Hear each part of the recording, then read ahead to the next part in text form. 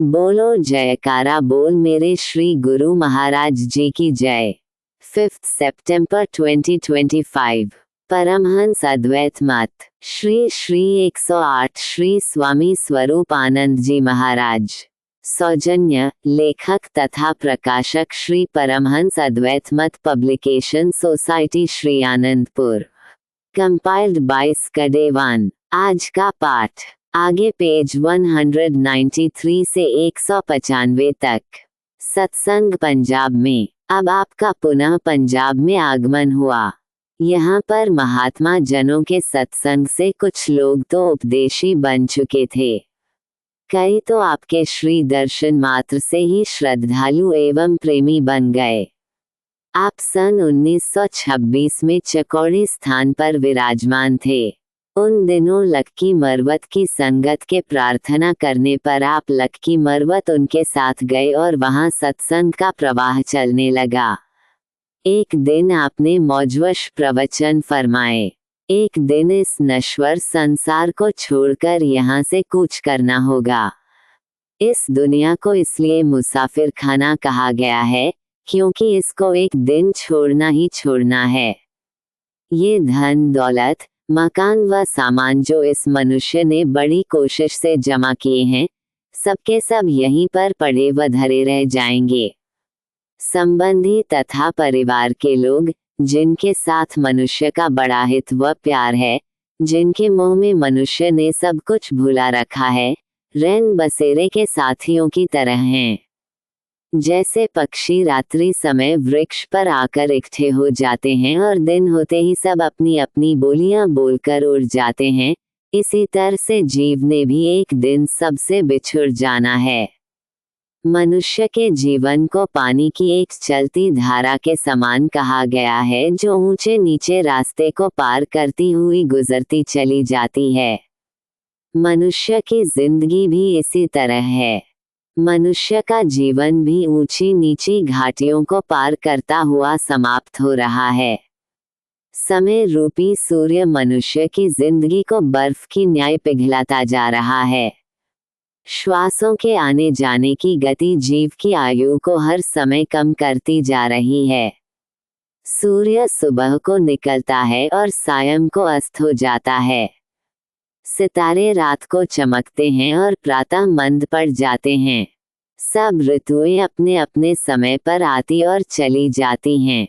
वृक्ष भी बहार के मौसम में हरे भरे होने लगते हैं और पतझड़ आने पर सूख जाते हैं।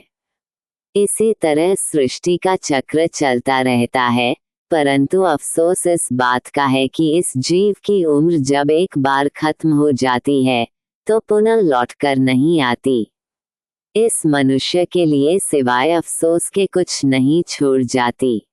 शया गुजरती उम्र है यूं दौरे आसमानी में, कि जैसे जाए कोई किशती तुड्यानी में। अब सोचना इस बात को है कि क्या मनुष्य जन्म यूं ही गुजर जाए, इससे कोई काम न लिया जावे, और यदि काम लिया जाए तो कौन सा। क्या मनुष्य जन्म खाने पीने और सोने के लिए मिला था, इस बात पर ध्यान देना है। जैसे महापुरुषों के वचन हैं, दोहा 11 के खाना के सोवना और न कोई चीत, सतगुरु शब्द बिसारिया आदि अंत का मीत। इस जन्म में मनुष्य साधन करके अपने परलोक को सुधार सकता है, नीच योनियों का शिकार बनने से अपने आप को बचा सकता है। इसलिए ही तो मनुष्य जन्म मिला है, परंतु साधारण मनुष्य इसकी कदर नहीं करते। बचपन और बुढ़ापे में कोई साधन नहीं हो सकता। कारण यह है कि बाल्यकाल में ये जीव मालिक की प्राप्ति के ज्ञान को समझ नहीं पाता, बुढ़ापे में शरीर साधन करने में असमर्थ होता है। यदि यह जीव चाहे तो यौवन में अपने लक्ष्य को प्राप्त कर सकता है। जीवन के मध्य में हर प्रकार का साधन भजनाभ्यास आदि हो सकता है, परंतु इस आयु में दुनिया की विषय वासनाओं ने मनुष्य को इतना घेर रखा होता है कि उसकी सारी भागदौड़ इस आयु में संसार के लिए होती है। परिवार के मोह में वह धन दौलत तथा माया के असत पदार्थों के एकत्र करने में इतना लीन होता है कि इसको सिवाय दुनिया के सामानों के और कुछ नजर ही नहीं आता। यदि मनुष्य चाहे तो भजनाभ्यास और योग साधन करके मालिक से मिल सकता है।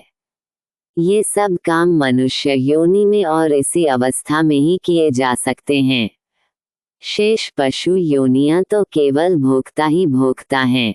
इसलिए जीव का कर्तव्य है कि मनुष्य जन्म जो बहुत दुर्लभ है, इसको पाकर संत गुरु की शरण में जाकर भजनाभ्यास की कमाई से अपने मनुष्य जन्म के ठीक लक्ष्य को समझकर मालिक के साथ मिलने की कोशिश करे, ताकि समय के बीत जाने पर बाद में पछताना न पड़े। अगले पाठ में सीमा प्रांत में सत्संग पंजाब में पेज 195 से आगे। श्री सद्गुरुदेव श्री दूसरी पातशाही जी। बोलो जयकारा बोल मेरे श्री गुरु महाराज जी की जय। Compiled by स्कडेवान।